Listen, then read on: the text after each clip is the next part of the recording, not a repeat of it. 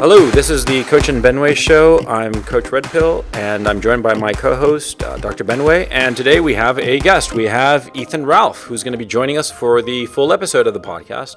Say hello, Ethan. How's it going?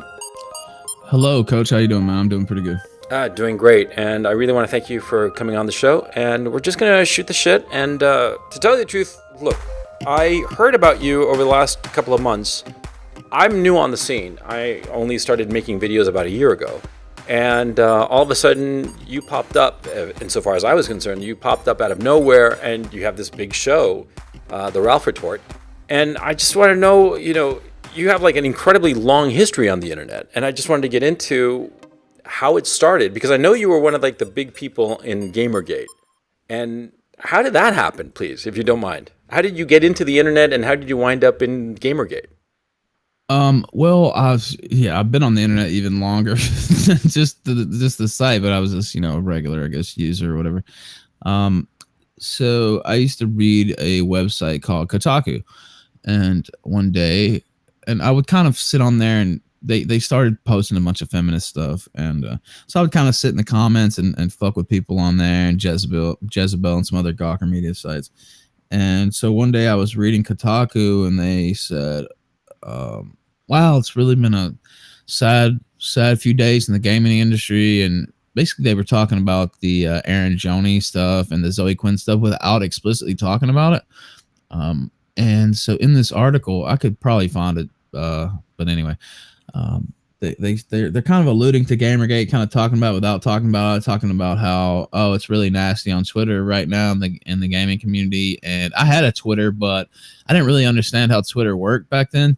What year is this? This is 2014. And August 2014. And so anyway, long story short, they kind of talked about 4chan, and they didn't link to any of this stuff, but they kind of talked about what was going on. So I did a little research and found the threads where Gamergate was pretty much happening, and it was also happening on Twitter too. But so I went to the threads, and it was just kind of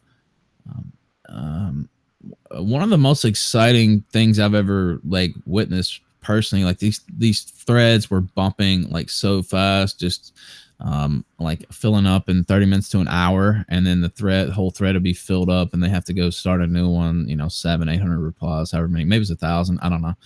And it was just boom, boom, boom, boom, boom, boom, boom, like moving like that, and something was always happening. And so anyway, so that's how I kind of discovered Gamergate, and it was 2 or 3 weeks kind of just following it as a I guess a regular person or whatever. And I had this website that I didn't really use. It's called the RalphRetort.com. It's just kind of like a hobby blog, and I saw a comment on there, and somebody said, wow, we really don't have that, like pretty much any media people besides, I guess maybe Malo had kind of jumped on at that point, but there just weren't pro Gamergate outlets kind of. And they said it would, it'd be nice if we had some more. And so I just said, well, I have this website sitting around, and I'm not really using it. Why don't I just start writing about this? And so that's kind of what happened. I wrote a post. It's got some good traction, but it was nothing special. And then this guy messaged me out of nowhere, and he said, hey, I like that post you wrote. Here's a bunch of dirt on Lee Alexander, who was the woman who wrote the Gamers Are Dead article and stuff. She was kind of pivotal in early, Gamergate lore. Mm-hmm. And so they said, here's all this fucked up thing she said on Twitter, and here's all the evidence. Why don't you write a hit piece on her, basically? And I said, yeah, sure. That sounds like a great idea. And so I wrote a couple nasty hit pieces, and it got the attention of Milo, and he tweeted them out. And Internet Aristocrat, who's now known as Mr. Medicare, kind of gave me some attention then too, and retweeted them and stuff. And that's kind of how I got started in all this. So were you writing stuff before that? You had said you had the Ralph Retort up before. I don't know what kind of things you were interested in writing at that time.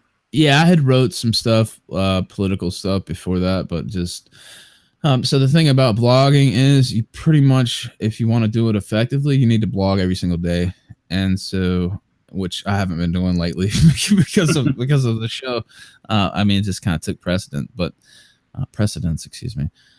But yeah, I had written, a decent amount of stuff, but it was just kind of a hobby, just, maybe 2 or 3 times a month and not daily. And I didn't really get much traction until the GamerGate stuff. And it went up by 1,000,000% just overnight. So.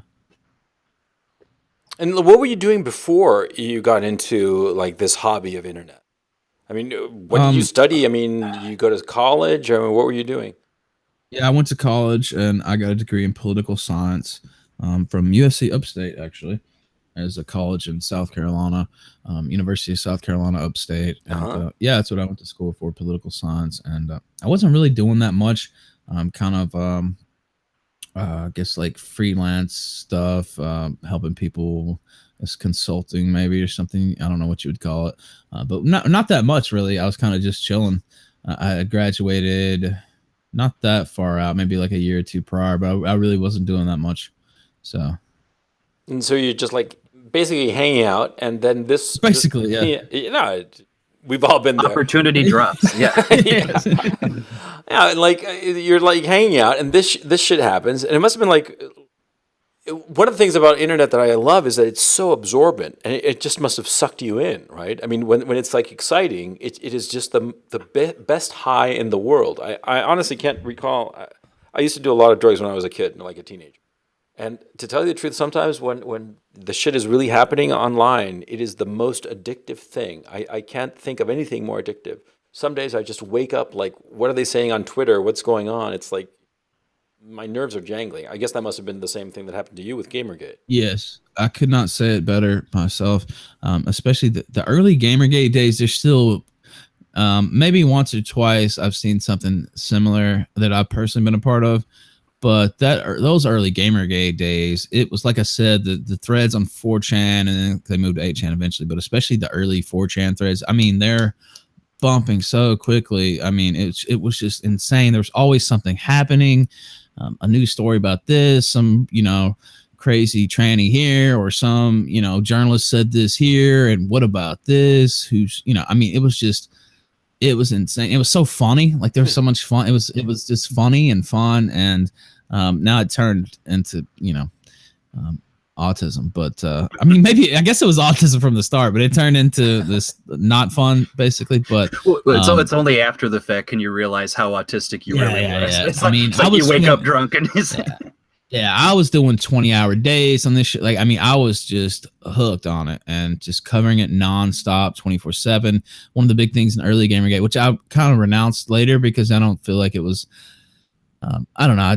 I've had the same thing happen to me, I guess you could say. Was we were going after people's advertisers, Kotaku's advertisers, Kama Sutra's advertisers, and there was a lot of early success where they lost a lot of advertisers, and it was working for a while. Now, eventually, the worm turned there, and it stopped working. But yeah, so that was one of the big things. You're against that now. Yeah, I don't feel like that's.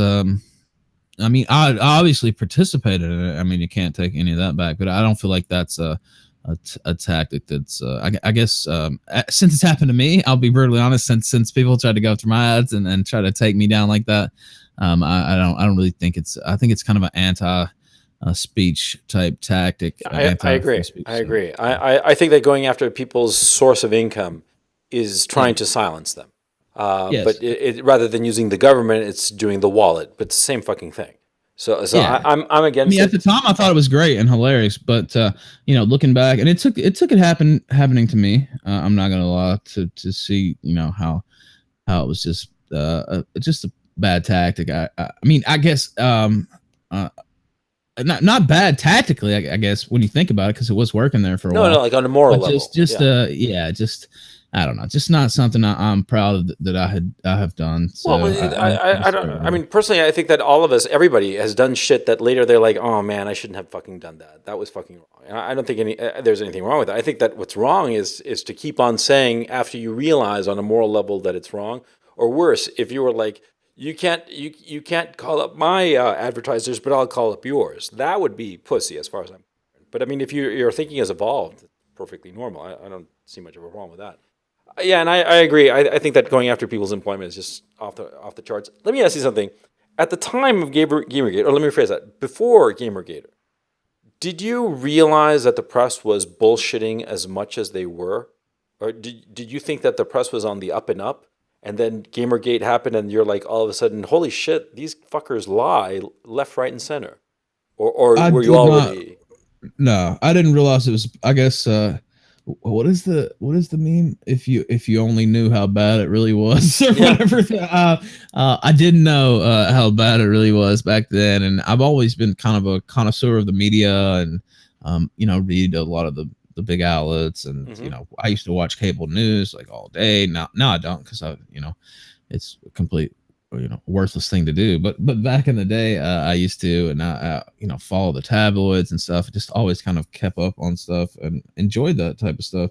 But I didn't realize quite how dishonest a lot of these people were. No, I didn't.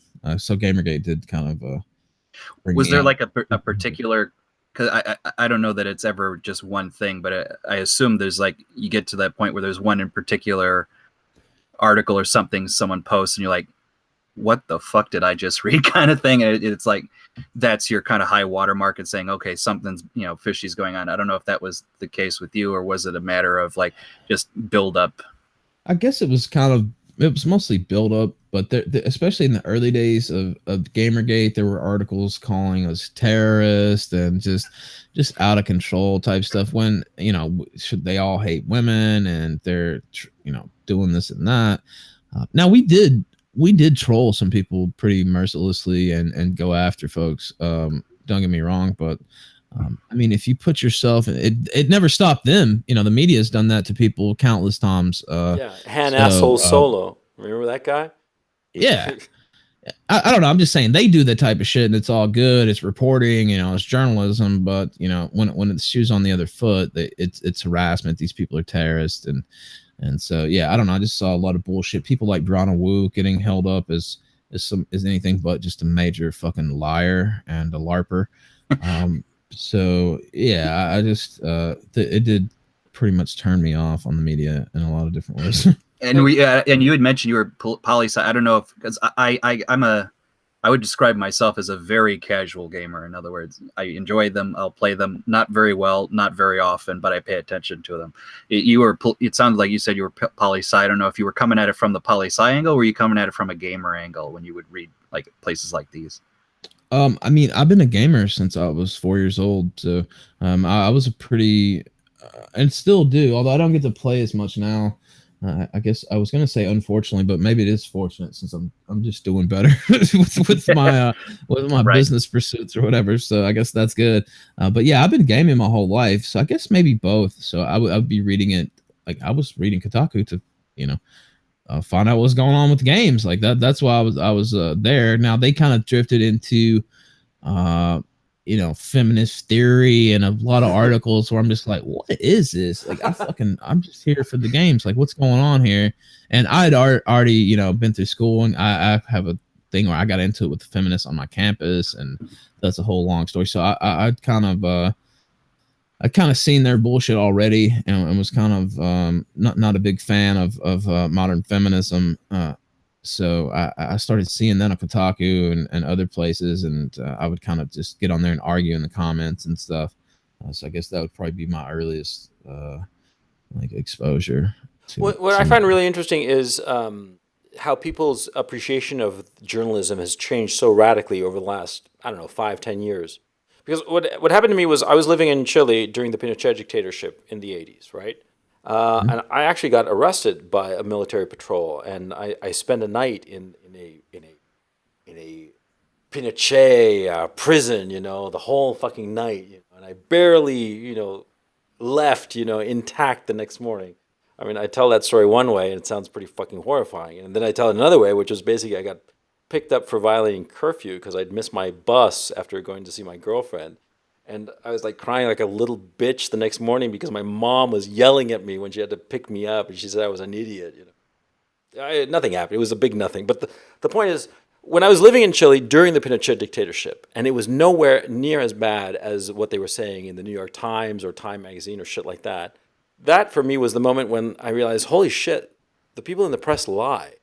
or at least they talk about shit and they don't know what the fuck they're talking about. So when they talk about shit about like South Africa, for instance, and this was during apartheid and all that, are they telling me the truth or are they telling me lies or are they telling me misinformation? I mean, that's when I sort of like got red pilled, not as articulate as I'm telling it to you now, because then it was more like a vague suspicion and an inarticulate, mistrust of the press. I'm wondering, as for you, how the process was. I mean, was it for like the whole group of GamerGators? Was it like a gradual realization that all of the media is just lying all the time? I mean, because I wasn't around at that time, and I'm really curious as to how that process happened.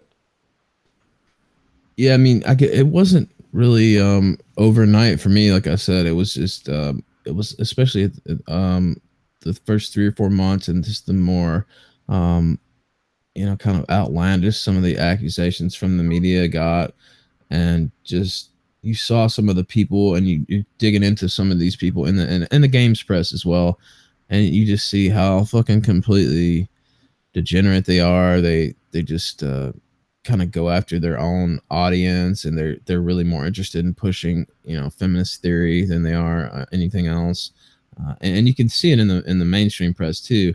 And like you said, like these people get on and they try to act like authorities on various subjects and stuff, and they really just know a very little bit of what they're talking about. And then they're mostly just spin merchants who kind of get a bug put in them by paid political spin merchants, and very few in the media actually have any real expertise. Now there are some that even now I value hearing. I'm like, oh, this is a smart person, that they know what's going on. I want to hear from them, even if I don't agree with them.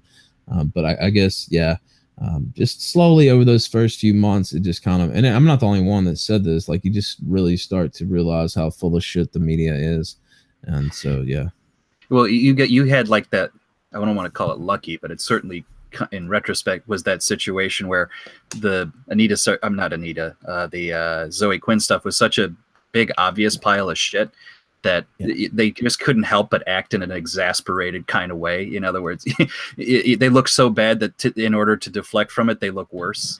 And I feel like, that was, that's because I was reading up on GatorGate like let's say a year and a half-ish after it was kind of happening. I don't even know why. I think it was, I had like left-wing friends and scare quotes around that time who were trying to talk about GamerGate, and it's funny how socialist friends of mine, or should I say communist friends of mine, are they hate feminism because they think it's all about class, but at the same time they don't want to give credence to any right-wing thinking.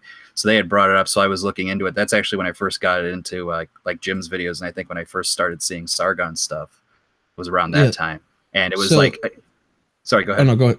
No, go ahead. Finish your thought. So I was just going to say that, so for me, just looking at it in retrospect, it was sort of like a nice little tee up to what 2016 and 2017 would entail, because it's the same kind of story in miniature. It's, you have a crisis situation, people freak the fuck out, and in so freaking the fuck out, they just make the situation even worse for them. Them being in the GamerGate press, or the GamerGate case, the gaming press, and obviously the 2016, 2017, the mainstream press, and then the broader political establishment. Well, in a lot of ways, it was kind of a dry run for Trump in some ways, and a lot of the same people who were involved with that got involved with Trump too. So, but yeah, one of the things I guess I kind of talked about it with Brianna Wu and stuff, but one of the things that really kind of turned me fully was seeing the people that they lionized and tried to make like heroes or whatever. Zoe Quinn and Brianna Wu. I mean, these are just completely fraudulent individuals who have all kinds of shady shit in their history. By the way, I got some shit, whatever. I'm not a perfect person either, but I also don't I'm not trying to be lionized either. You know what I mean? I'm not trying to be put up as this moral authority. Or you didn't go on the BBC crying, saying there are people out to get me. Yeah, exactly. I mean, I'm just some dude talking shit on the internet, basically, and I don't come at it from some special like moral authority space, but a lot of these people They try do. that. Yeah. It's- They like act like they're fucking holier than thou, and that they have like some sort of like big moral authority because of what? Because they like fucked some journalist and got caught? I mean, I don't understand. I think it's all very And then, sordid and upsetting. people are saying mean things about me on the internet. Well, guess what? I mean, that's part of the deal here. If you try to get in the public arena, the public space, This so to public speak, space. yeah, and people go at you. I mean, that's part of the deal. Like that's just what it is. If you don't like that, then don't get in the public arena. So Well, what Benway was saying is the reason that I'm so interested in GamerGate, and I tend to grind a little bit because I'm fucking obsessive. But like, I recognize that as Benway was saying that GamerGate was sort of like what happened in 2016-17 in miniature. It was like the canary in the coal mine, and it's gotten worse. The press, the mainstream media, has gone even more insane. They've doubled down on their narrative. They're just fucking off the reservation, talking all kinds of crazy ass shit. Just like it seems to me, the gaming press during and after GamerGate, they just kept on doubling down and just like denying reality and saying shit that was just totally wrong. I mean, and Benway is of the opinion that this is eventually going to lead to some sort of civil war in the United States. Okay, and that's why I study history. That's what I was trained at, right? I studied philosophy also, but I was always mediocre at philosophy. I was always a historian. I was always big on narrative. And it seems to me that the Gamergate issue, objectively, it's trivial. It's about a bunch of fucking video games and a bunch of, half-assed quote-unquote journalists and some customers of the video game industry. It's trivial in the scheme of things. But it seems to me that a lot of times, historically, a lot of times very trivial things turn out to have enormous significance. And it seems that Gamergate has that significance, that it's sort of like the precursor of a cleaving of the society. Because, I mean, even to this day, the gaming environment milieu is still split between the pro and anti-Gamergates, right? yeah, it never. So GamerGate itself, there are still people who hold it up or whatever and still try to like post in the hashtag and stuff. But most people kind of moved on from explicitly claiming, Gamergate, but the same issues are still there. And it's still, there's still an argument on those same sides pretty much daily online. So yeah, it was never really finished, but people are still arguing about all that to this day. So there was like a recent round of tweets, I guess within the last week or so. It was like guys like Josh Whedon or something said like, "Oh, Gamergate was like the first stanza of that poem. First they came for the fill in the blank, and then they'll come for me." I'm like, "Oh yeah, exactly." So and it's fun. So at the degree to which I still see it come up, I agree. I don't usually see it from the quote unquote our side of the Gamergate people, but I feel like the other side still hasn't let it go. Like it's a good canard to pull out. It says, you see, these guys were just going to attack this little cute girl with blue hair, or should I say pink hair, or should I say whatever the fuck color her hair happened to be at the time. And, see, they're going to come after them. And then pretty soon, like little kids are being locked up at the border and like ground into sausage meat. That's kind of like the logic they're playing. Well, a lot of these people are still kind of mad about Gamergate, and like I said, there were some negative things even from my view. The Gamergate Sure. later on, it drug on like internal politics and stuff, and I had a big role in all that too. Yeah, I know. Tell us about it. I mean, what was? Well, I could basically Gamergate internally started fighting amongst each other, and there was an argument over let's just make it about ethics and gaming journalism. I guess would be the meme, and people kind of started that meme. Anti-Gamergate people started that meme. It's about ethics. Well, some people in the Gamergate community took that like literally seriously. And I'd always talked about, I guess, a little bit of the corruption angle in the gaming press and stuff. But the main reason and the most, I guess, my contribution was coming at it to be quite frank, to attack these people, these feminists and SJW types, to attack them and bring them down a peg, and to use the same type of tactics, but pretty much that they used on other people against them. And so that was always my thing, fighting fire with fire, I guess you could say. And so I was that was where I came at it from. So eventually some people were like, wow, this dude's writing hit pieces on folks. We're supposed to be against this, and what is this? Now there was also a lot of people who supported what I was doing too, but I was kind of I'm guessing Medicare was on your side on that. yeah, and he eventually he got out of GamerGate early, which looking back was smart. But I didn't. I stayed around for another year and a half, and eventually just got to be an argument over, what GamerGate was supposed to be about, and there was a lot of I guess cucks would be a way to put it in GamerGate, left wing types, and they didn't want to be called these things by the media, and they wanted to prove them wrong, and we're not what they say we are, and this and that, and so. So I pretty much got into it with those folks. Matter of fact, Sargon of Akkad, who I was all friendly with, but one of his things was eventually, of course, he wasn't like this at the beginning. He attacked people personally and otherwise numerous times, Anita and all those people. But I guess it was like August 2015. All of a sudden, they said, well, GamerGate's only about ethics and corruption in the gaming press. And I said, no, it's not. I mean, it's just not just about that. I mean, it's about, feminist entryism. It's about these scumbags too. Like it could be about any number of things. It's not just about the corruption in the gaming media, because quite frankly, nobody gives a fuck about corruption in the gaming media. I mean, there is a, segment that does, and I'm not saying it means nothing, but in the grand scheme of things, that's nothing. Like people, it's like saying there's an crazy. There's an ethics problem in the propane and propane accessories. Administrative press. It's like, oh really? Okay. Like imagine going up to a normal person, even a gamer. Like, by the way, a lot of gamers they barely even know this happened, if they know it happened at all, because they just play the games. They're just like, right. Oh, this is a cool game. I'm gonna go buy this and play this. Oh, what are my friends playing? Oh, they're playing this. Let me get it too, so we can play together. They're not following the ins and outs and all this shit on Twitter and with Kotaku and all that. They don't know about that side, and they just don't care to know. So imagine telling them or even somebody that's not a gamer, like, your big thing is ethics in the gaming, ethics in gaming journalism. Like, that's your thing. They're like, what the fuck are you talking? Don't you have something better to do with your life? So I couldn't tell you how many people messaged me, especially early in GamerGate and later on. They weren't gamers.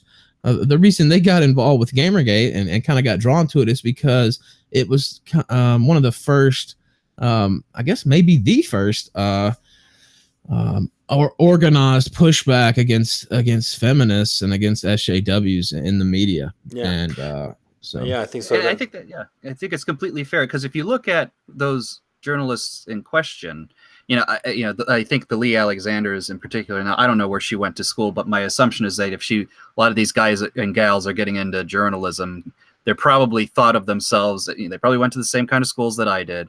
They probably thought of themselves, I'm going to be working eventually for the New York Times or whatever. And it's like, oh, I got to write about games now. You can tell a lot of them are ashamed to actually be gaming journalists. Like exactly. They want to be something else, and they start to resent the people that they're writing for. I should be, doing features, like you said, the New York Times or some, New York Magazine or something like that. What is this? I'm writing about Metal Gear Solid. What's happening right now? And that was your point too. Like, right, they wound up not writing about Metal Gear Solid. They wound up talking about how people who like Metal Gear Solid or Street Fighter are obsessed with women as objects and prizes and big tits and big asses and all that other stuff. It's like, okay, I understand you didn't get to work in a liberal magazine in New York, but don't drag me in with you. Yeah, and they're still resentful. These same people are still really mad about GamerGate because we went at a lot of people. We put some points on the board and kind of, like I said, the first kind of organized pushback against these folks, and they're still really mad about it. And especially, Trump ended up winning, and a lot of these people kind of trace it all back to that. Now, I don't necessarily really, because Trump's a unique individual. That he won because he's Trump. With his name recognition. I knew who Donald Trump was when I was 3-4 years old. Yeah, but the reason that he won was because people were resentful of the fact that the establishment was no longer interested in solving their problems. There are so many people, working class people, middle class people, who are in serious difficulty, and the elites, the media elites, they could give a shit. They don't care. They look at the middle classes, the working classes, with contempt. You know, I mean, there is the active feeling that the people on the coasts look at the heartland as if it's some black hole, and they wish to get rid of all the people living there. You know, and when you live there, I've lived in LA, I've lived in New York, and there is that sense of contempt. I knew people in those cities who would say, like, almost embarrassed that they came from, like, I don't know, Indiana. What's wrong with coming from Indiana? Perfectly respectable. It's a lovely place. I myself have never been there, but I'm sure it's lovely. But you see my point. There's nothing wrong with it. But they were talking as if they were ashamed of it, because that's the culture that's been inculcated insofar as the elites are concerned. And I think that's why you got Trump, because people were fucking sick of it. Sorry for ranting. I don't disagree. No, that's fine. I don't disagree with you. I don't want to be one of these people who are Gamergate. You know, that's why Trump happened. I don't think that's the no. It's I think it's some symptomatic. People seriously put that out there, that they try to draw a direct line from Gamergate to Trump. I will say a lot of the same things, a lot of the same themes, even a lot of the same people popped up in Gamergate, or cut their teeth in Gamergate, and moved on to Trump. And you can see a lot of the same stuff, tactics and things that happen that way. I do agree with that. But Donald Trump himself, right, a unique figure. So I think to that point, if it really was this group of people could shape the world such as it is, and could meme a man into president, so to speak, then things like that event in London about, like, the free speech event would have been much bigger than it really was. The Freedom March. But I'm pretty sure, the Freedom March. But I'm sure some folks, like, they're, you know, don't need to name names because they've already been named, probably do get, you know, high off their own farts on that front. It's like, well, you know, I had success in Gamergate, so I can, you know, will political revolution in Britain. Yes. Oh man, don't get me started on that. Oh, come on. We know you want to. Go ahead. It's okay. It's okay. It's just the one time, you know. I'm the crack dealer who just gave you a little rock and you said, it's not bad. Come on. Go ahead. Light it. I'm assuming you're referencing Sargon of Akkad. Who? And Who? What are you talking about? I'm confused. Are we live? One of the great political geniuses of our time. Is a humanitarian man who adopts many children. A scholar and a gentleman. Sargon of Akkad, and his ploy to, it's just flat out open about it. Let's take over the rotting husk of UKIP, which just totally collapsed in support in the United Kingdom since 2016, yeah, they just completely collapsed. I think they got like 1.6% in the last general. They pretty much got wiped out in local elections last month. I mean, they're on, you know, they're on life support. Yeah.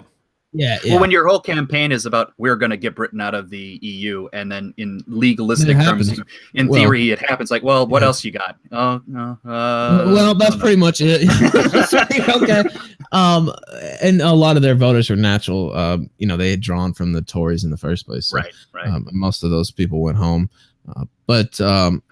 The funny thing is, you know, I was gone on my little vacation there for a while, and I got out, and Sargon had started up the liberalist stuff, I guess maybe a month or so prior, maybe even less, several weeks prior. Mm-hmm. And it was pretty much as a direct reaction of him getting stomped out by Richard Spencer in that debate. Yeah. And it was direct reaction from that. He said, well, I'm a liberalist now, and let's get involved in politics, or, you know, whatever. And I always thought it was kind of presumptuous for a man who just makes YouTube videos. There's nothing wrong with that, but I don't look to people on YouTube to lead political movements, really.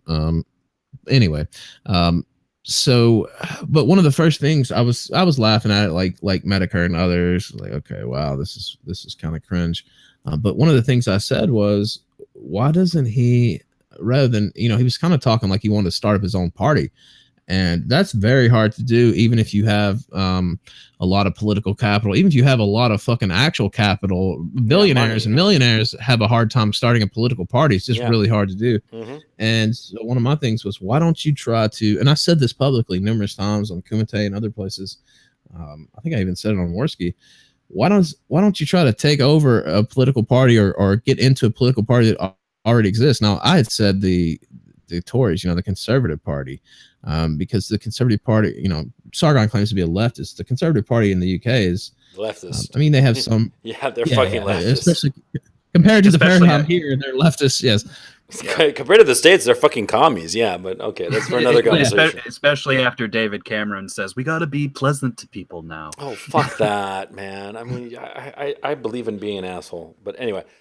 You were saying, Ethan? But I just thought it was, interesting. That was pretty much what I said publicly, and then he went and did it. He took you up on your. Did. Now they picked UKIP. I had thought maybe it might be better to try to join the Tories, but and I mean I could see the logic behind that as well, though, because UKIP is in a weakened state. They'd have a better chance of taking that over than they would the Conservative Party, which they absolutely would be able to. Here's the thing.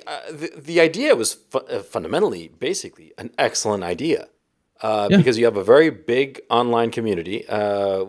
What's Sargon's subscriber base is like 800,000, and maybe 20% of that is in the UK, right? Let's just conservatively say 15%. Okay, that's 120,000 people? 120,000 people. Let's just say just to make it, as conservative as possible. Because those 120,000, they're mostly men, mostly adult men who have a bit of money and who are, follow the guy, right? So of those 120, let's just say 5% were to join. That's 6,000 people who would join. Dues paying members in a party that has 21,000 members. That's a lot of fucking people. Okay? So in a party that's hurting, that needs that needs money, a shot, a shot in the arm. So my thinking, okay, this is what I would have done. Okay? If I had come up with that idea and I was in the position of this man, I would have very quietly approached the UKIP leadership and said, look, I'm very interested in joining your party. Why don't we have some conversations, some dinner parties, some drinks, and just figure out a way where we can get together and we'll make a big lay the groundwork. The groundwork, a month, 2 months. And, we come together and we make a big announcement and everybody smiles. And we have a big photo op and a big to-do and, everybody happy, nothing hurts.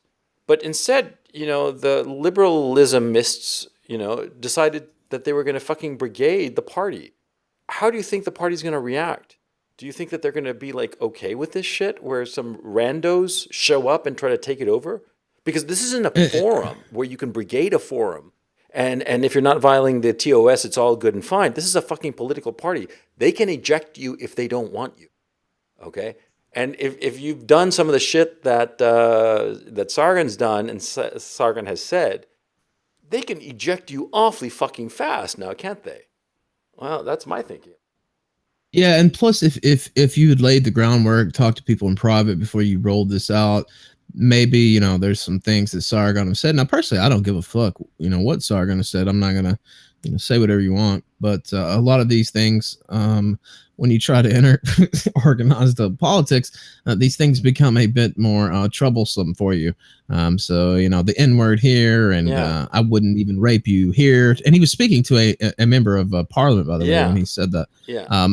So some of these more colorful aspects of your online persona become a little more problematic, to use an SJW term. And if he had laid the groundwork and talked to these people and said, hey, look, I want to get involved, but there's some things, maybe like here's what's going to happen. This is going to come out. Just be prepared. Instead, it's rolled out as like a meme type thing, like a joke. And, except that, I don't know. He just went about it the wrong way. And you see him on stream with people like Kevin Logan, and he's just when I take over the party. Yeah.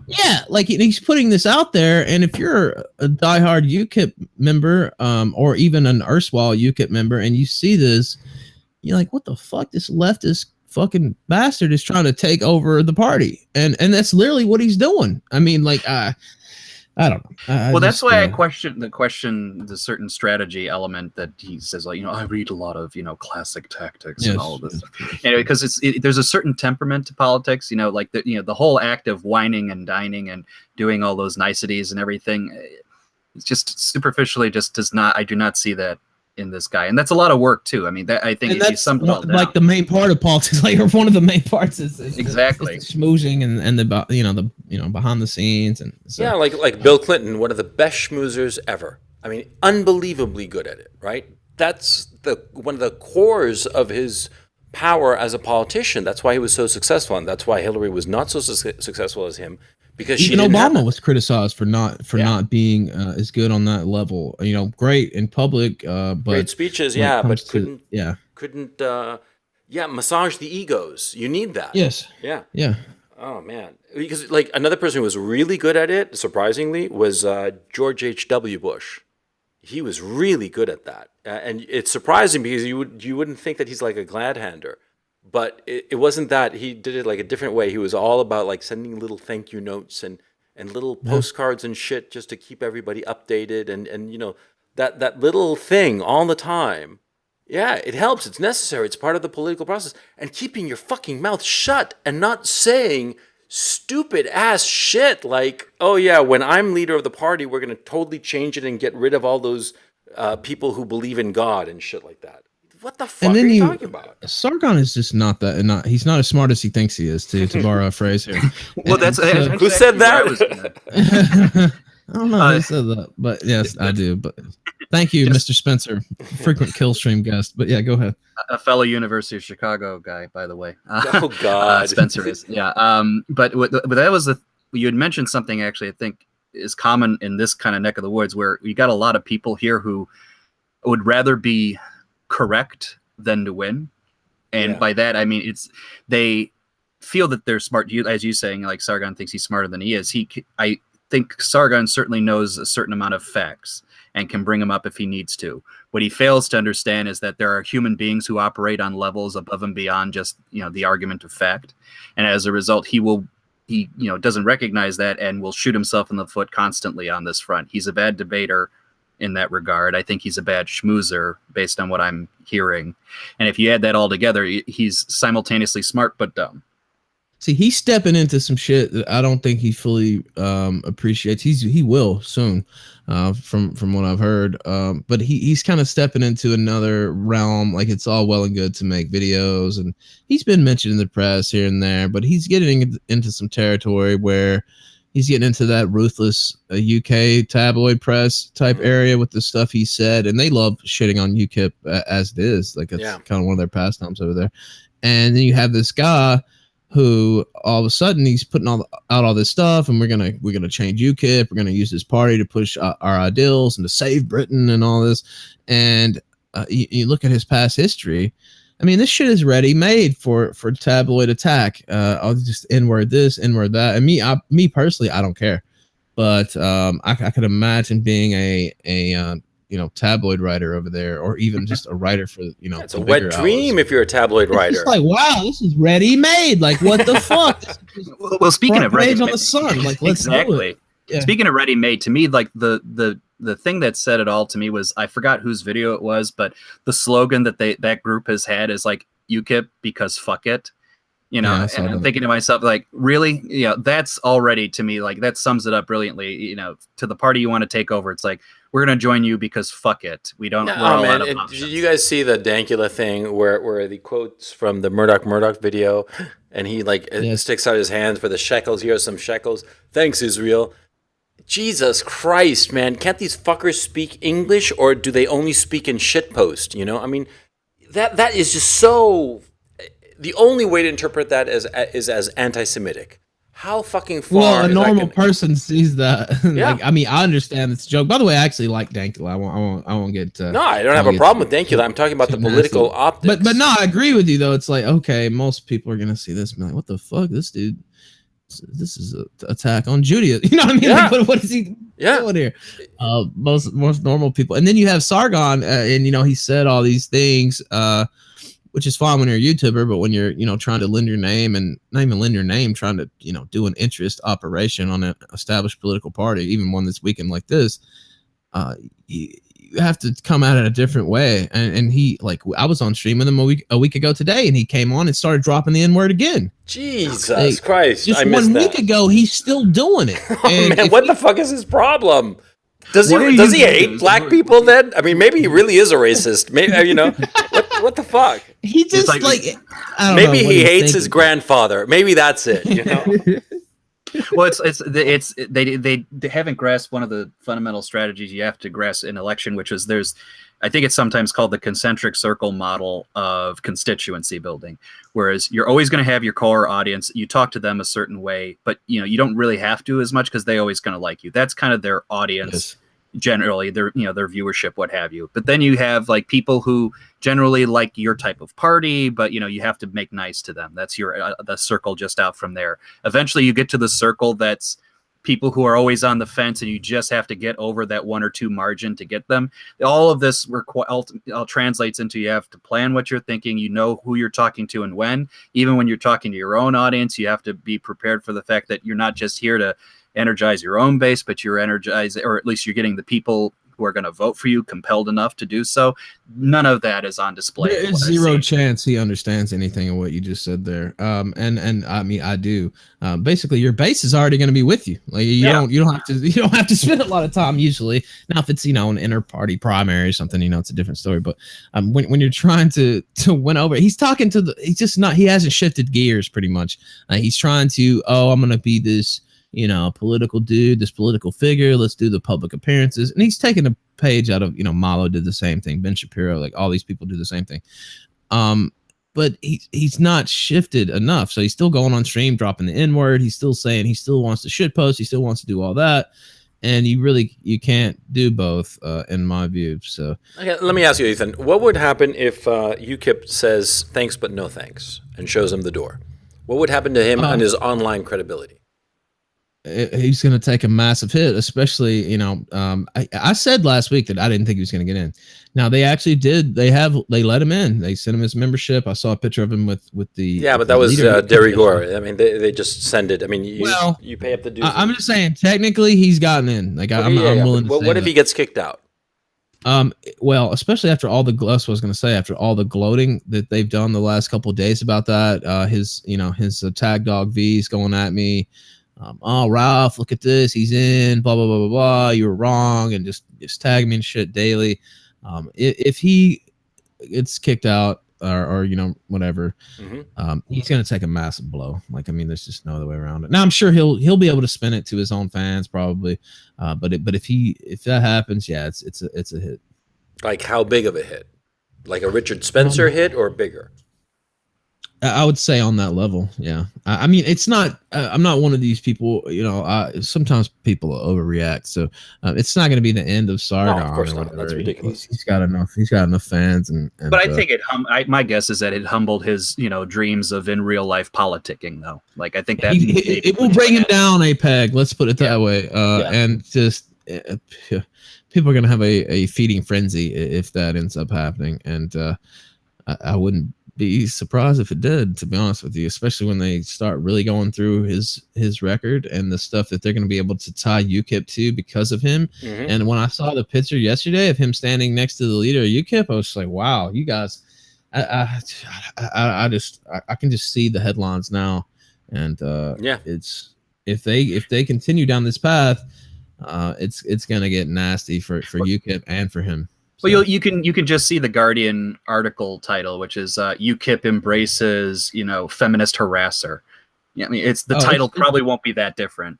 Racist too. They're gonna go at him. There's just anti-Semitic. Some of the stuff he said, in that regard. The whole trifecta. I don't care personally, I say whatever you want, and I've said some fucked up shit too. But I'm not trying to fucking take. We're not trying to get elected here. Yeah. Well, exactly. I am. By the way, I'm going to be running in 2024. You're going to be the chairman of the Kharkov council district, and you're going to be just all local liberalists report to this detention center. I don't know. I think it's going to get nasty for him. And I think by the time this whole thing's over, he's gonna wish he didn't go down this road. Now I'm willing to take it back if that is not the case. But when I saw that, I was just thinking, wow, dude, you really don't understand what's about to happen to you, do you?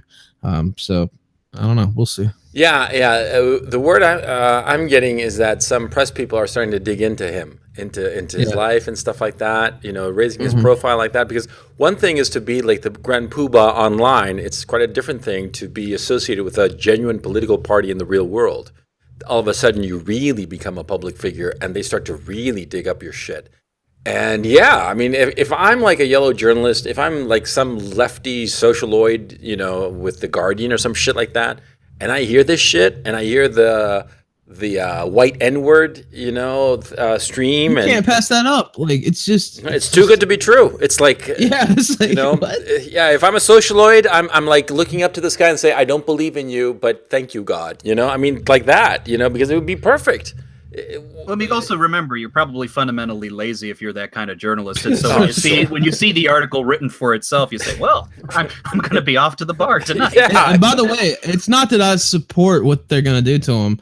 You just know it's going to happen. No, it's going to happen. Now, I see some people, oh, yeah, you're supporting this or whatever. They're attacks.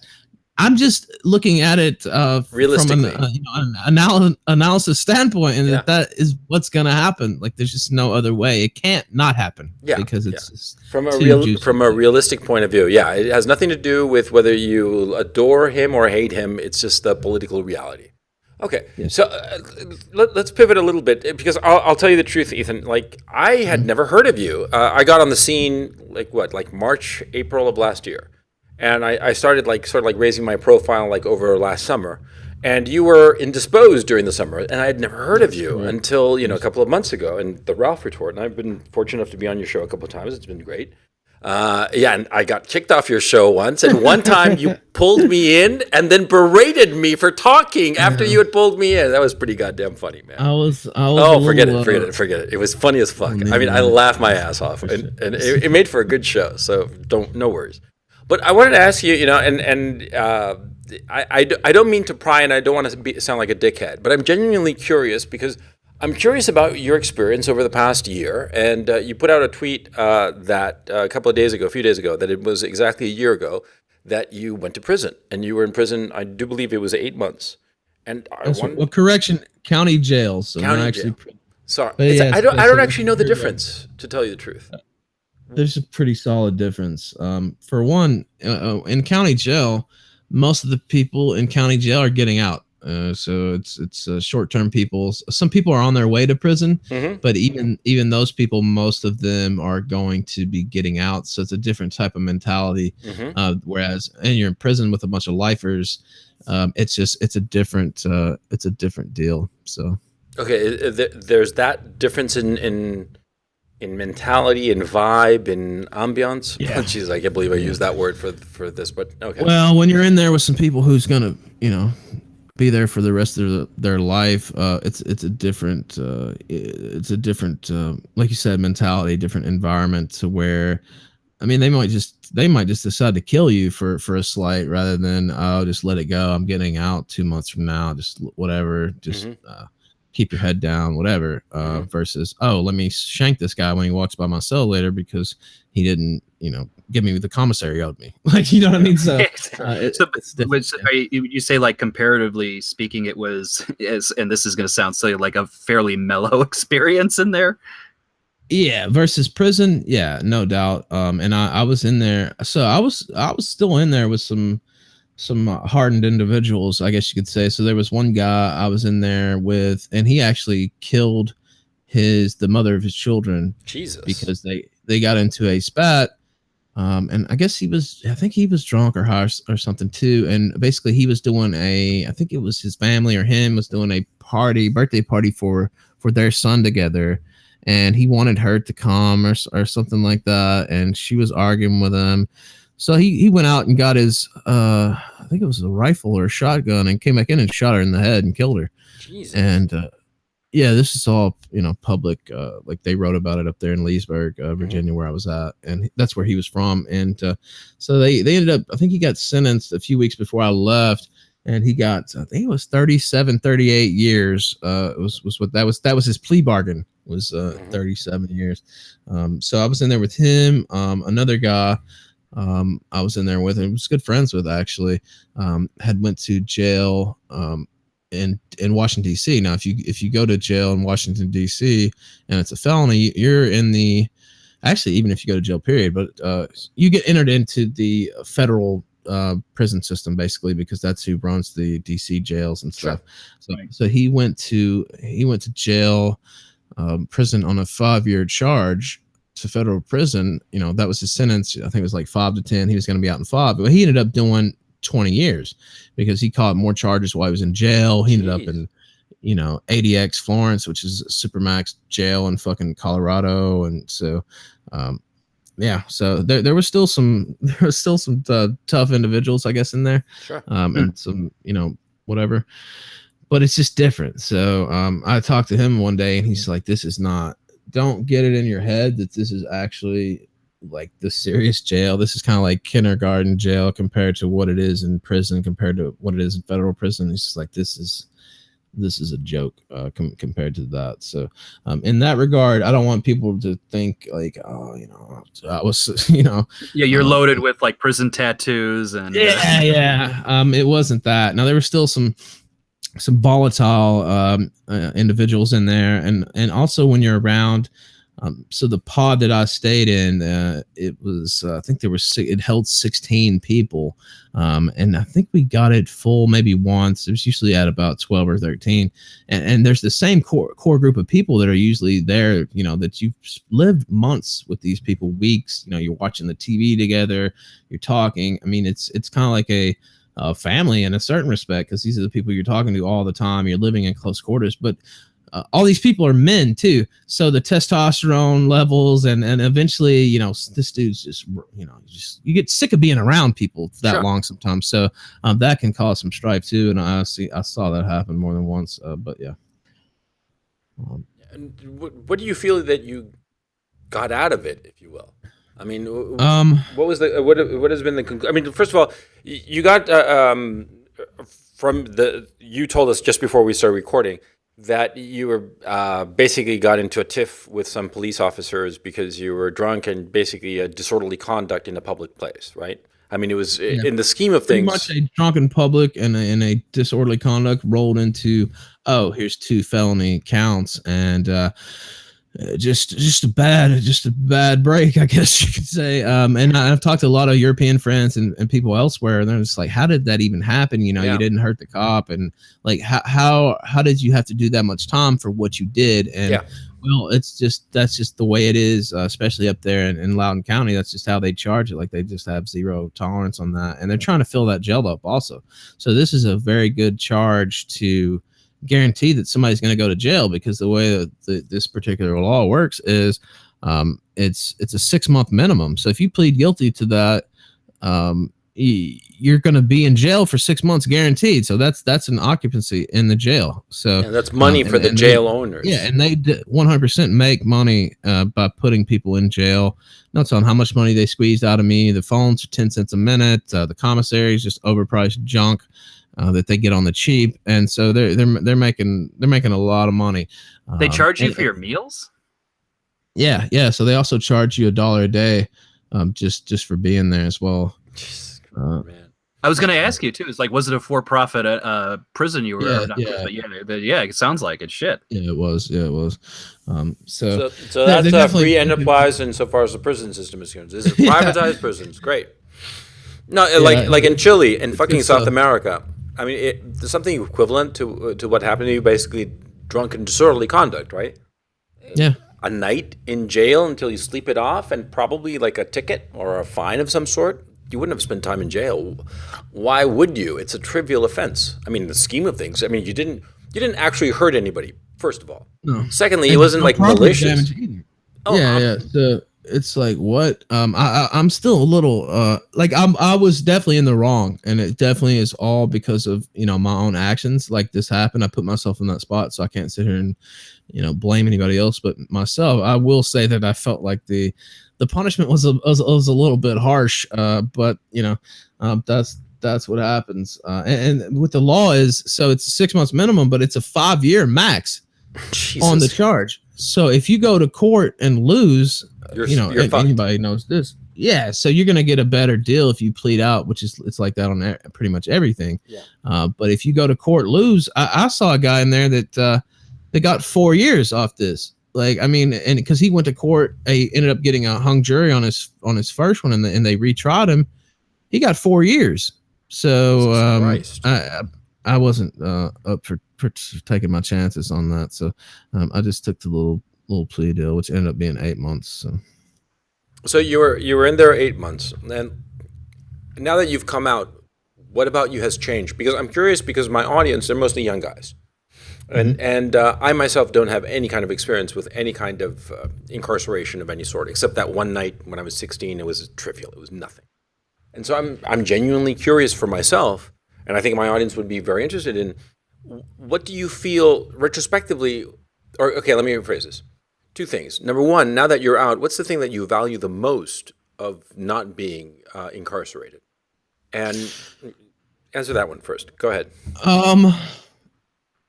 What is that there are so many things. It would be kind of hard to narrow it down. Let me rephrase it. The thing that before you didn't even notice, but after your experience, you're like, holy shit, this thing so trivial that I didn't even notice it before. This is essential. I guess something as simple as being able to read what you want, to pick up any book that you want, to watch a video that you want. When you're in jail, especially this jail, so that's another difference between the county jail and the prison system. If you're in prison, you can have people send you books in. You can order shit off Amazon. I saw a dude that had came for a short stay there while he testified. He had a fucking subscription to USA Today that got sent to him every day in prison. He had all these magazines. He was ordering books, like he was telling me about. And he was into politics too. He's like, yeah, I got Michael Savage's book and I'm reading all this stuff. I was like, oh, okay, well, I wish I could order some shit here. God damn, I have to wait on the fucking book card. They would bring a book card around once a week, but it's just a bunch. Now I found some good stuff. So I was reading, some history stuff and Suetonius and stuff. But it's I guess just it's incalculable how much stuff you miss when you're in jail. And it's just when they close that cell door, when you have to log down at 9 p.m. At night, and it's just you in there in that room.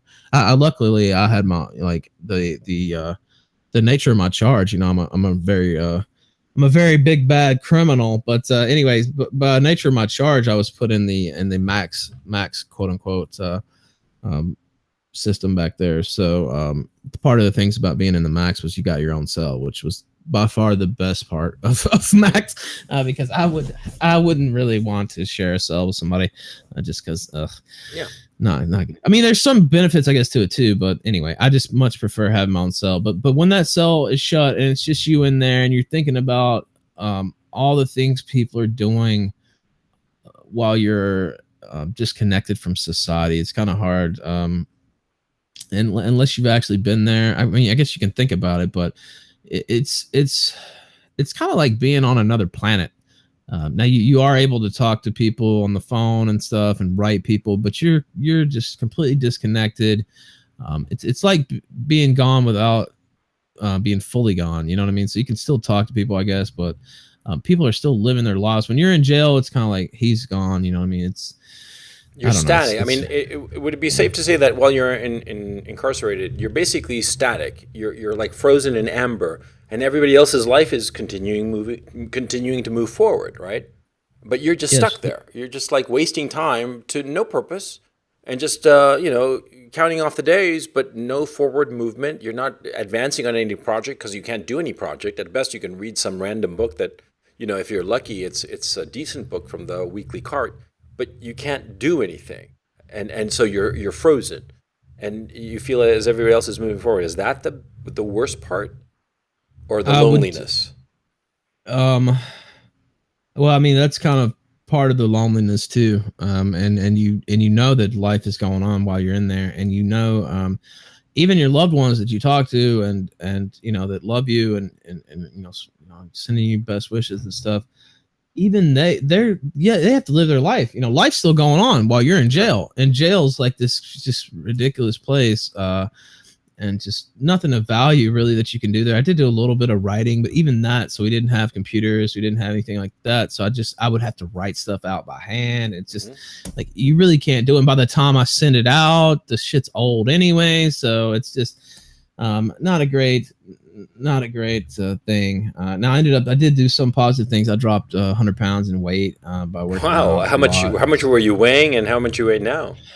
So I weighed 286 pounds when I went in, and I weighed 185 when I got out. Wow. Now I've gained about 12 pounds or so since I've been out, because I've indulged a little bit since I've been out. But yeah, I was about to say, I hope you get a good meal the first night out. Jesus. Oh, I did. I've maybe a few too many good meals since I've been out, but yeah. So I focused on losing weight, and I will say one of the things though, when you've been through something like that, there was some hard nights in there, man. And I don't mean that as like, I was getting assaulted or anything. I didn't. Like, nothing like that happened to me. But just being in there by yourself, and just, it's hard, man. It's hard mentally. I would say by far the biggest challenge is in your own head, and just the mental aspect of just being gone, being disconnected from everybody, and just knowing that stuff's happening and you can't get involved with it. So I'm missing out all this stuff, you know, like you talked about, you coming on the scene. When I came out and people were talking about Coach Red Pill, I'm like, I don't know who that is. I don't know what happened. I don't know, you know, Internet Bloodsports. Like, what the fuck are y'all even talking about right now? I don't even know what's going on. So one of the first things when I got out, they're like, Ralph, Internet Bloodsports, this is ready made for you. Like, you were doing some of this before. You got to get in on this now. I mean, I guess I did, but nothing wrong with that. Just miss everything. But even now, sometimes the topic will come up, and I'm just like, you missed the whole crowd thing. Yeah, like the crowd thing. Like, I do, you know, I've you know, caught up a little bit, but I still don't, like, I don't know every little in and out of it, because I wasn't around and I wasn't following the shit every day. So yeah, there's still some stuff like that. Now, luckily, I was able to follow at least the mainstream news. Now, I couldn't follow the ins and outs of everything that happened online. I did get some tidbits from my wife on the phone, but it's not the same. But we did get the Washington Post almost every day. So maybe out of the 200 and whatever 30 days I was there, we probably didn't get it like 20 days maybe, because for some reason they didn't give it to us, or the guards were too lazy to go down there and get it. But we would have one copy of the Washington Post for the entire cell block. And I would get to read that every day. I would usually read a good portion of it, so I wasn't totally disconnected. We had a TV. You must have worked out a lot. Yeah. I did. Well, so it's like a question is like, how much, when you did get socialization, what could you do? And it seems like it's limited right down to working out. The workout. We played a lot of spades. So played a good amount of that. There was some chess and some checkers. Played a little bit of that. We had the TV, so we watched. There was a lot of football watched there, and it had been a couple years since I was really like watching every week. But you definitely watched every week in there, because that's what people want to see. So you were just shit out of luck if you want to watch something else on Sundays and Saturdays. So there was that, and in prison you can get your own TV and shit in prison. But we did have a little cheap like Chinese radio that we could get. So I would listen to a lot of talk radio and stuff and music. So. Let me ask you something. I don't mean to be too personal, but I'm genuinely curious. Were you ever scared, like physically scared that something might happen? I almost got in a fight like twice in there. But it just de-escalated. Also, you de-escalated it, or he did, or some other outside factor? We kind of just both, I guess, squashed the beef, to put it that way. You both just realized that it was just not worth it. Just Yeah, and the one time, I guess that was the first time I was going to fight. The guy that I was telling you about that did all that time in federal prison, it was pretty much like the dude on the block, like in the pod. It's not a block. It's that you just didn't really fuck with this dude, because he's like he'll mess you up. Shit out of you. Yeah, and even if you're bigger than him, it's just He's just a dude that if you fuck with, you know you're gonna have to answer for it. Like it's time to go. It's time to throw down, basically. And so I was good friends with him, and he was the guy who kind of motivated me, got me working out stuff daily, and kind of got me going in that regard. So the one time I almost got into a fight, he pretty much said, "Nah, like that's not gonna happen. Like if you want to fight somebody, you can fuck with me." And then that changed the dynamic a little bit. So they ended up they weren't so gung ho after that. But yeah, just it was dumb. We were arguing over the fucking television remote. That's how trivial it was. Sure. So it wasn't that big a deal anyway. And there was a couple, you get in arguments here and there. You're living in close quarters with these people for so long. Yeah, there's going to be arguments and stuff. But as far as scared physically, no, I never was. Even when we almost got in a fight. I mean, I've been in fights before, so I wasn't worried about getting killed or anything. And like you come out, and here's something I honestly don't know.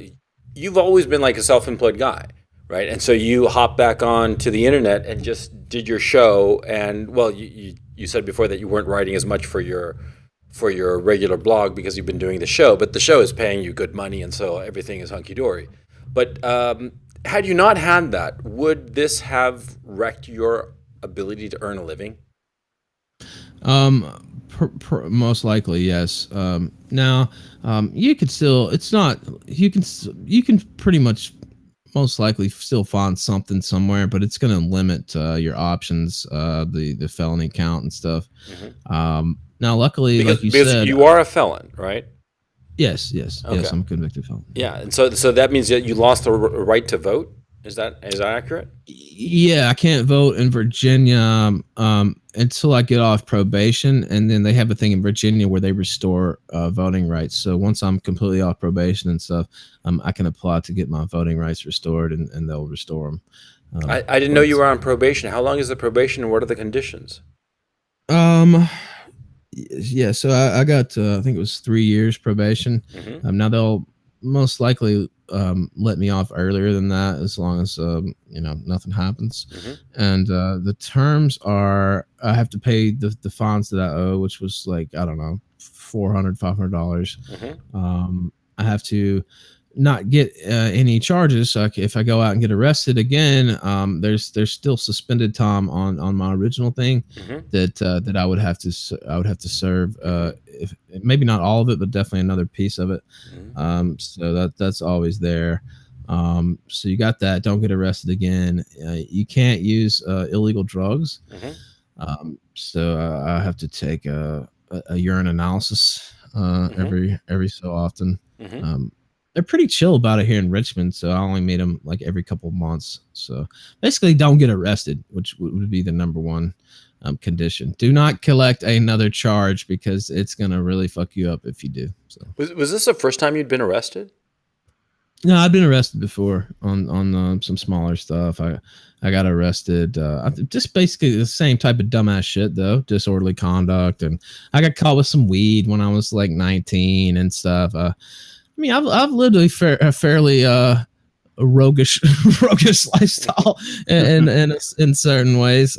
So it is what it is. But yeah, I had been before, but the longest I think I've been before was like 3 days. So mm-hmm. it was a different experience when you're in there for 8 months. Yeah, and I don't want to sound like, I mean, there's people that's done way longer time in jail than me. Mm-hmm. So I'm sure you would rather not go back. So. No, I would definitely 100% be just sickened and just apoplectic if that happened. If I had to go back, I mean, it's just not something I want to relive. Like I'm in some ways I'm glad that it happened, because just the mental trials that I had to go through, like it let me know that I have more, I guess, inner strength than I thought I had. Mm-hmm. But that being said, I'm not trying to get another round of it. It's something I did, something I had to go through, and I'm out. And like I said, in certain ways, I'm glad it happened. But yeah, I don't want to go back. So, well, I bet the show keeps you in some sense, quote unquote, safe, because you're just so busy doing it. Yeah, the opportunities to, as you said, just do stupid shit kind of go down. Yeah, that's true. One thing is I've always or I was, mainly a writer for a long time, and I love writing. Like I have a lot of fun. I haven't really been writing much now, but I still love it. And I always like these YouTubers. Like I still did YouTube stuff, but I kind of I don't know. I would be like, well, this shit's easy. Like, I have to sit here and write an article, and they're just turning on their camera and doing. Now, of course, it's more complicated than that. But even with the live streams, so when I got out, and the Kumite was big at the time, and they were nice enough to have me on and kind of help me, get going and stuff. But I was like, man, this shit. Come on, they're just sitting here talking for 3 or 4 hours and just shooting the shit and watching the basically watching the income roll in. I was like, oh, this shit's easy. Like, what the fuck? This shit's easy. And then I started doing the show first 3 days a week, and then after the Baked Alaska thing blew up, which was what really blew my show up, I said, well, we need to be 5 days a week. So once I started on that 5 day a week grind, and it's seriously a grind. Like, sure. It's a job. No, it's not like out digging ditches and stuff. I don't want to sound like Sargon. It's not, it's not like that. But it takes a little bit of work, and mostly just to have topics, just to have something to talk about, because every day you're not going to have a guest. Sometimes it's just the co-host on there, so you have to prepare a little bit, at least have enough fucking topics to jump to, so there's not a lot of dead air. At least that's how I try to do it on the shows. We'll always have something to talk. Yeah, we're clearly we're the same way. Like we're doing it 4 times a week, and it was like only once did we ever get to a point where it's like, oh shit, what are we doing? Yeah, it's just, I don't know. It takes some preparation, and I will say I gained a new appreciation for the whole endeavor once I started doing it 5 days a week. So yeah, one of the things I'm like, I really admire the show that you're doing, and I think that of all the internet blood sports, you handle the Bloodsport apocalypse better than anybody, because everybody else's shows seem to have just fallen apart. Except yours. Yours kept on steady as she goes. And so I got to ask you, you figured that the fact that you had this experience sort of like made you realize, shit, this is important, and I'm not going to fucking blow it?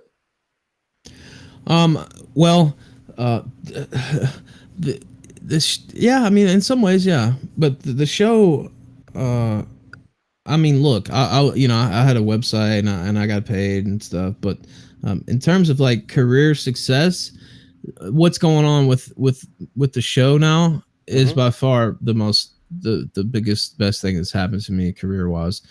So yeah, a large part of me is I have to put in some work on this. I have to try to make this good. I can't let that opportunities go by the wayside. So yeah, I'm definitely something that I cherish. You know what I mean? I don't want to let it go over some dumb shit, basically. So yeah, and it is interesting because when I came out, Worski and JF, their show together, they're getting, just on a regular show, they're getting 4,000 or 5,000 people. The Kumites, 1,500, 2,000 a day. And they're rolling along, and now you look, and it's just it's been a shift, but the kill stream, we're still there doing our thing. So I think, and I talked about this on our little, it wasn't an official kill stream last night. Zidane was doing like a kill stream post-mortem on his channel, and which is like our B show, I guess. And you were on there actually arguing with Quartering. Now that I think about it. Oh yeah, don't tell me about that. Actually, that was a key moment. I'll tell you about it. It was a key moment for me, but I want to hear what you have to say first, and I'll tell you about my experience post the Quartering. Yeah, go ahead. Okay, but yeah. So anyway, we were talking about last night. I think one advantage that we have on our show is I've known these two guys for years, and they've always been there for me through just even before I went to jail. Who are you referring to? Zidane and who else? Zidane and Gator. So okay. I've known these guys, like they're friends of mine. So and not just in the internet friends type. No, friends, for real friends. Yeah. Yeah, legit friends of mine. And even before I went to jail, which was a huge whatever scandal, I had other big kerfluffles and took some blows even before then, and these guys are always stood by me, not necessarily defended every single thing I've ever done, but we're there for me. And so we have a different dynamic where it's not forced. It's not just for show, just for entertainment. Like we actually have a banter way of talking to each other, and just a relationship to where I feel like that gives us a leg up on some of the shows. So, I mean, they're legit friends of mine, so I think that helps. Well, it's also just from my experience, I know when people are compelling when they have interesting things to talk about and aren't necessarily dependent on, it's like, oh, someone's going to come in and just like drop a big pile of shit and then everybody gets to fight over it. You know what I'm saying? Yeah, and that's one of I think we do good in terms of, so some nights we got a great guest, some night Jim's coming on, and of course people are gonna watch, like that's guaranteed. But other nights it's just us, talking about the the news of the day, and mixed in with drama on YouTube or whatever's going on, drama on Twitter, and when we're taking callers. So some of those shows are my favorite shows though, and it takes I don't know. It takes some work, but I think we're doing pretty well. So I'm pretty happy with it. No, I was very interested in the whole internet blood sports thing, and I was sort of obsessed for a while with it.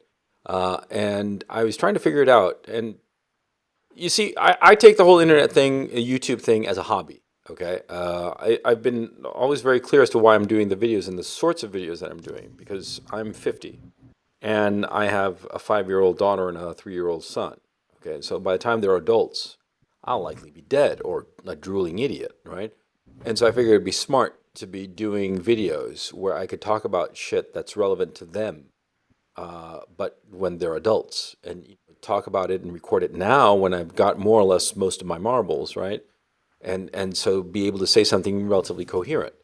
And but still, I mean that's the hobby that I was doing. But for some reason, I was fascinated by IBS, and my thinking is that the whole IBS thing, it brings out certain aspects of your nature, like certain competitiveness, a certain amount of cruelty, because we're all cruel, and we all have this urge sometimes to hurt one another, for no other reason than just because we want to hurt other people, right?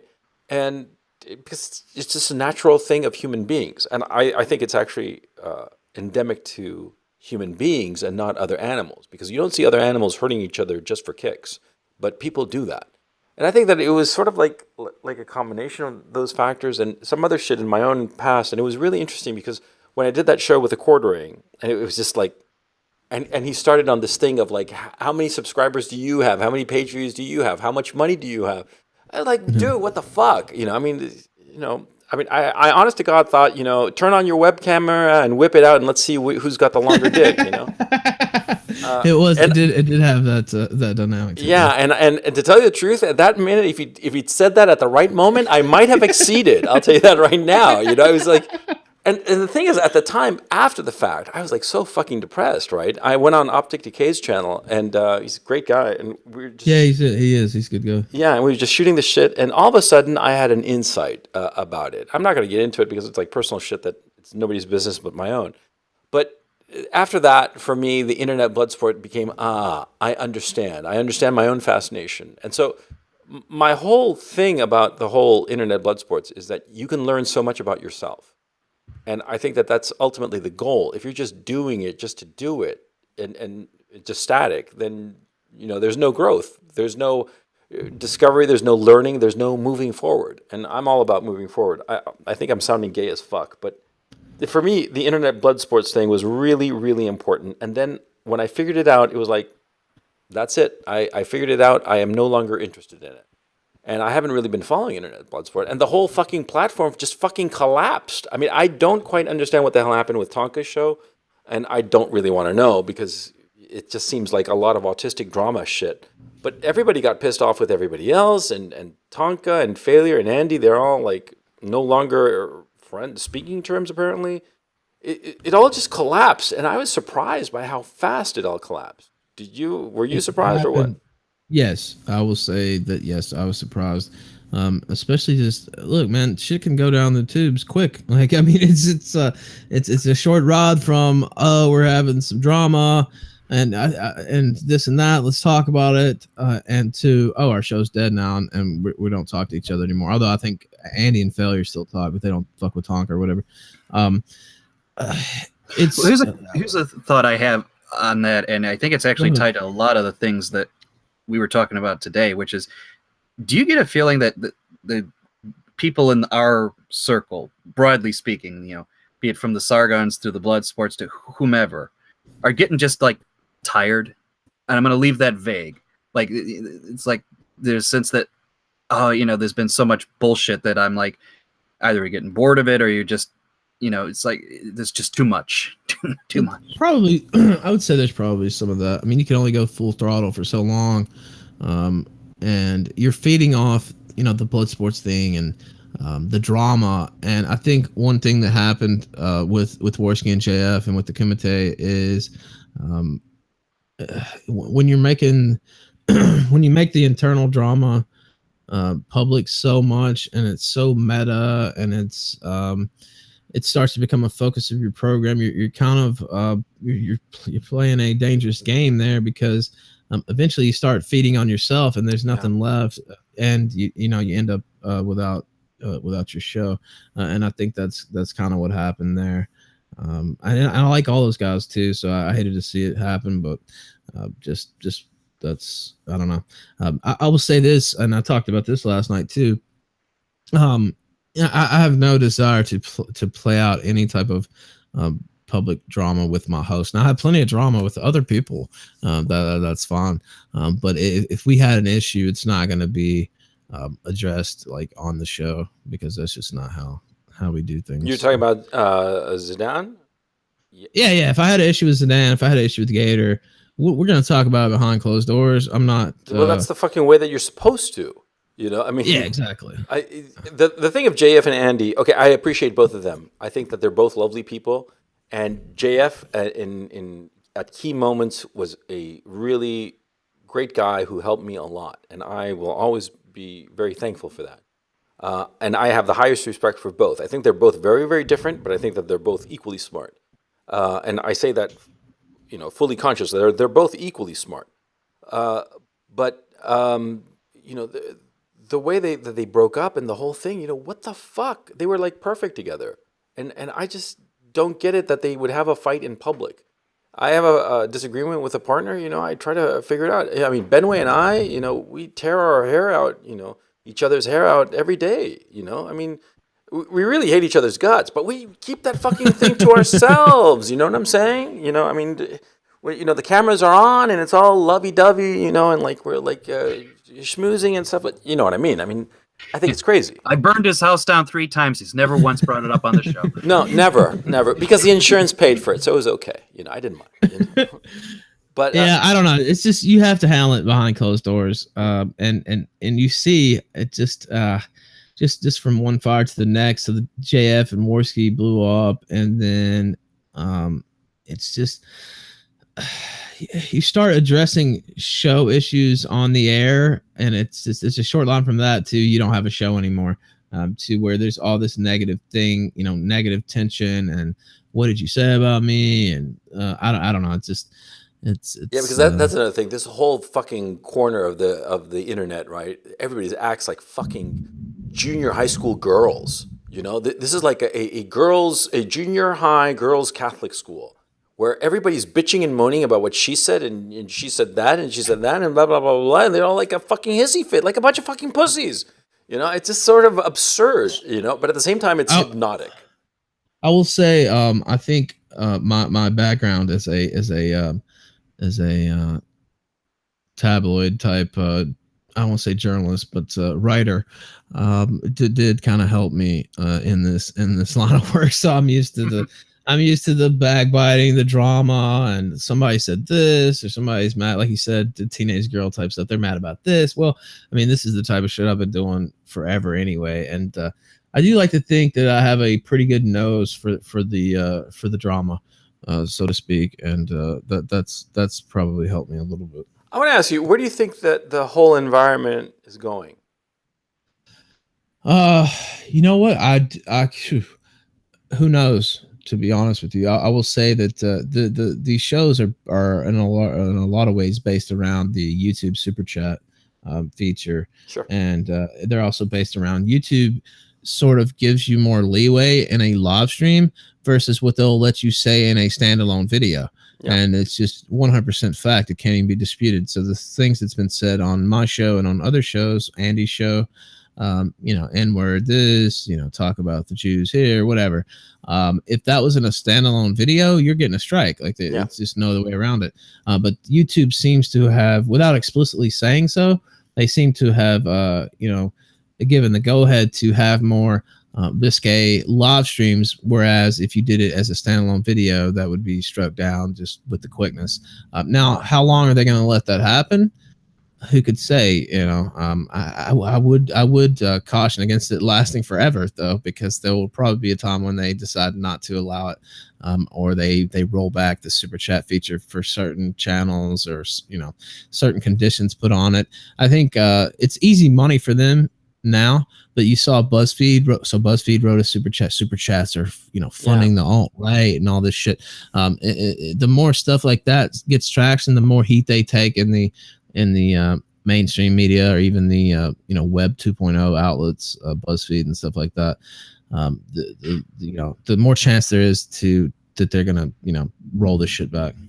It could happen. I mean, I think part of the reason it lasts so long is that under a normal advertising transaction, they got to make two parties happy, namely the advertiser and the content creator. And if people are like making the advertiser uncomfortable, they'll fuck with the content creator. When it's the content creator and the fans just giving money, and they don't have to worry about a third party just not being offended or what have you, if they'll let it last longer. But I can buy a situation where the YouTube flagging community says like, this is gonna hurt your stock price, and isn't that important, and all that shit. Actually, I disagree. I mean, I agree with half of your analysis, that it's a transaction between fans and content creators, but precisely because of that fact, and there's no advertisers, there's nobody really to offend, right? I think that YouTube has no incentive whatsoever to crack down on super chats, even to the most extreme content, because they're going to get the money. And so why would they crack down on 30% of the super chat that they would get? There's no upside to it. So long as the potentially controversial episodes are yanked from the actual channel after the stream and is I've done. been doing a bit of that myself, and putting them on SoundCloud or putting them on an archive channel where whatever. Where a strike doesn't matter. Yeah. Yeah. So that is one of my strategies. But all that being said, I agree. I can see both sides of it.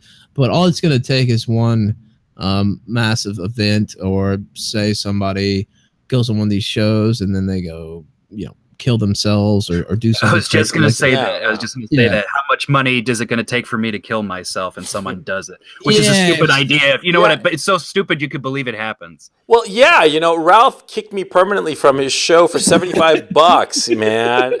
That's what my contribution is, $75, and I'm banned forever. Bought your freedom though. He paid to get you back on the show, so he could measure his dick against mine. God, that reminds me of a joke I used to love. The guys were saying, like, whenever I see someone with a limo, they say, I just turn and say, "Ooh, you have $80." By the way, I'll just say this: it's really like there's a thunderstorm here, so if the power goes out, you'll know why. I just want to say that. But, yeah. Oh, okay, good to know.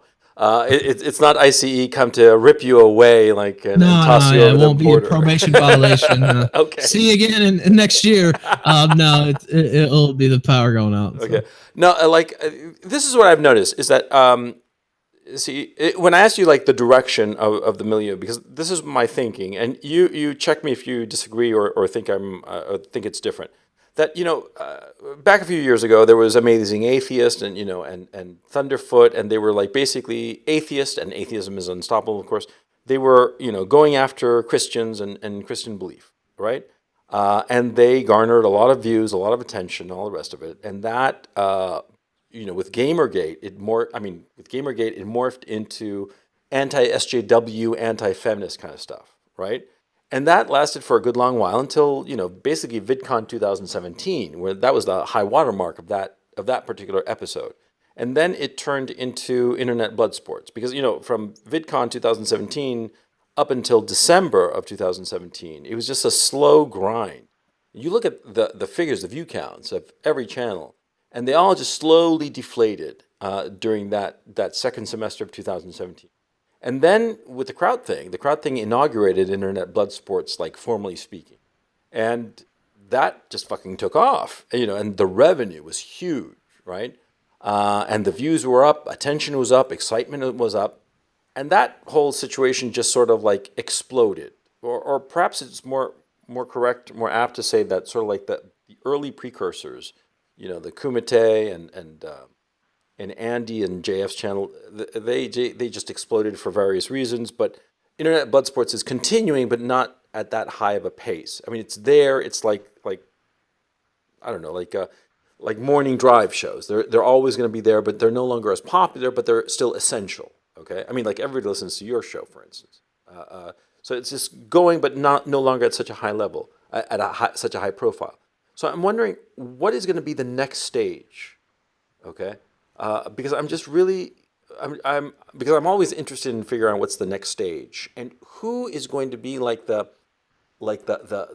big star that everybody orbits, Because Yeah, I mean, I couldn't really say. I mean, it could be any. It just there are certain epoch defining events. There's certain fads. There's certain just things that pop off. And we talked about Gamergate earlier. That shit just happened and Right. shit blew up.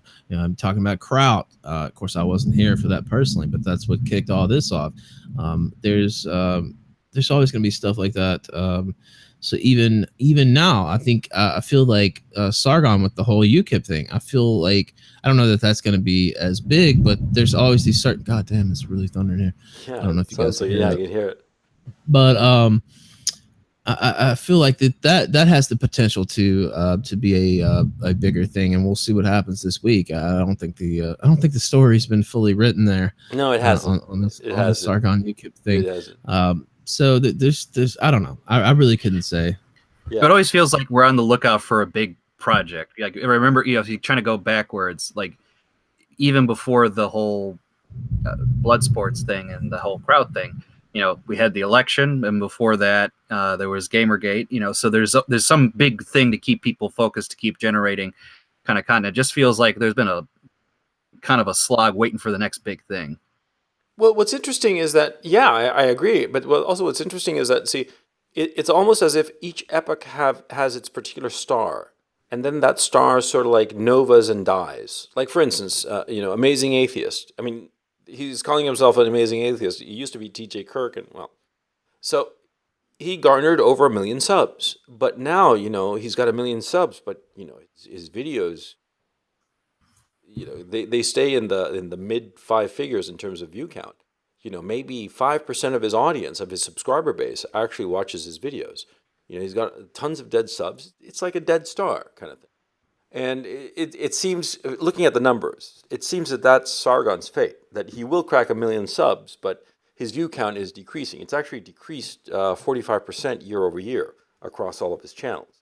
Because I'm a big numbers guy. I love, crunching numbers and seeing how people are doing. I used to be doing channel rankings, but I stopped doing it because I didn't have the time. But anyway, that's neither here nor there. The point I'm trying to make is that, see, it's like each epoch of this corner of the internet has a star, and then that star fades out even as the epoch sort of like passes. It was atheists, then it was anti-SJWs. Anti-SJWs led to Internet Bloodsports, and we saw that the big star could not compete in that new environment. The example, TJ Kirk really couldn't compete with the other anti-SJWs and other anti-feminists the way that Sargon could and what have you. And then Internet Bloodsports happened, and Sargon proved himself a terrible debater, just not up to the task of being Internet Bloodsports ready. And so I'm just always curious as to what's going to be the next stage. And it's just, I don't know if it's idle curiosity or just a need to see the future. You know what I mean? Yeah, I mean, and I don't know. Maybe you'll figure it out. But I guess what I've noticed is you can be on the lookout for the next big thing and what's going to be the next shift, and then all of a sudden It's totally different. it Yeah. it happens. You know what I mean? Like it just something happens out of nowhere. So. Yeah. And what is your goal? I mean, you're just going to continue doing the Ralph Retort, and what's your vision long term for yourself? I mean, do you see this as a career, right? I mean, not just a job, but like it's something you want to build on, right? Yeah, I definitely want to build on it. I mean, it's my number one goal now is to keep the show interesting and to keep people wanting to watch. I do want to get back to writing again, and of course, like I said, the show is going to be the number one focus. But I definitely should be writing more. I have the site. I still get hits from like legacy pieces or whatever, so I still get traffic, but it's definitely tanked since I stopped writing. Like I talked about earlier, if you want to be a writer, you want to be a blogger. You need to write pretty much every day, and if you don't, people stop coming to your site because there's not content there. So I want to get back to writing again. I do. When I got out of jail, one of my big things was I wanted to write a book about my experiences in jail because pretty much just the tip of the iceberg. We talked about it today, and I've talked about it other places, but there's a lot there. I feel like it would be a good book to write. So if I ever get on my shit and get settled, I plan to do that as well. Well, I was a professional writer, and yeah, and well, the easy way to write a book is just set a word target every day and just stick to that target and just grind it out. I mean, that is the way. Yeah. But not only that, but like, I mean, I'll tell you how. Like, I've written books on contract, written novels that I had to write and stuff, and the only way that you can get it done is if you figure out a pace that you're comfortable with, that you can actually achieve. I mean, if you say, I'm going to write 100 pages every day, that's stupid. You're not going to make it, okay? And if you say, I'm going to write like 1 page every day, shit, it's going to take you fucking forever to finish a fucking book, right?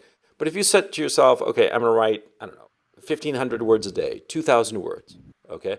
The usual pace that I set myself would be anywhere between 2,000 and 3,000 words a day, depending on factors, right?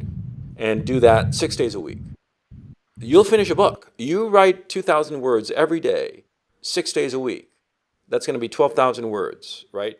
In 10 weeks, you're going to have a 120,000 word manuscript. And you start editing it and you cut it down, by, I don't know, you cut a third of that, a third of it off, you're going to wind up with an 80,000 word manuscript that is going to be ultra tight. And it'll take you, 4 or 5 months, but you got to have the discipline to do it. You got to grind it out every fucking day. And that's the thing that most people, it's like dieting, it's like exercising. It's that you have to have the mentality to stick with it. It's discipline. Yeah. It's exactly what you said. It's discipline. It's just doing it, putting in the time every single day. And I guess one thing, I see these, ebooks, whatever, they're 50 pages or something, and just like a kind of a cash in or whatever. I don't want it to be that. You know what I mean? You want a real book. Yeah, exactly. I want a real book, and I feel like that would be just cheapening the experience and the stories that I wanted to tell if I just put out something like that. So yeah, I want it to be a real book. So that's another reason that I don't want to just sit down and get it published in a mainstream press. Well, I mean, I don't know if they would even publish. Yeah, they would. They would. I'll tell you right now. If it's well written and if it's like on point, fucking A, sure. And they no question, So I don't see that as an illegitimate objective. On the contrary, I think that you'd be successful at it so long as the thing is fucking good, right? But you're gonna have to forgive me, Ethan. I've actually never read anything that you've written. I mean, I know you from your show, but if you're a good writer, I mean, shit, you have like pieces, you have legacy pieces that people still show up to read. So you must be a fucking good writer. So if it's well written and compelling, fucking A, they'll publish it. Why wouldn't they?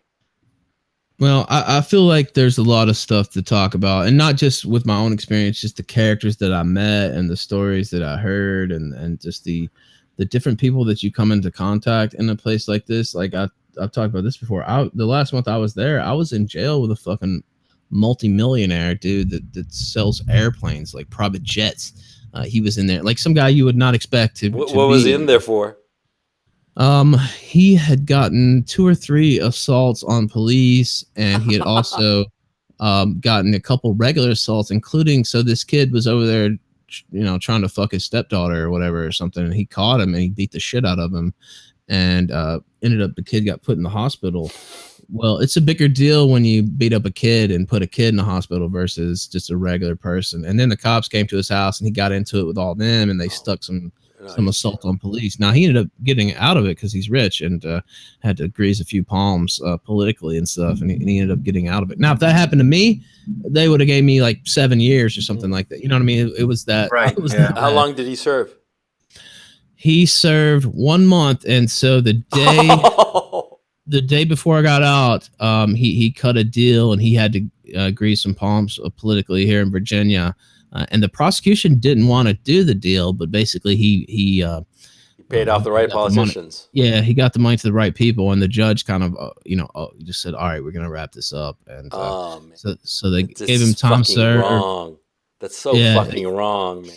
They gave him time served, and he had to do 6 months unsupervised probation, which is nothing, pretty much.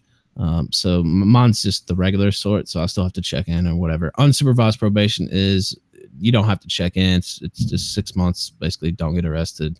You don't have to do urine analysis or anything like that either. So, Christ, man. Did you happen to sorry if I'm prying, keep like journals of your day-to-day experience? Yeah. Even if you did, oh, you did, yeah, because I imagine that's the perfect. That's the raw material. Yeah, I wrote. Now, some days I had more written than others, but I definitely wrote a lot and timelines and stuff, so I could help remember and keep me in that space when I wanted to write about it. So I definitely did keep those. I still have those. So.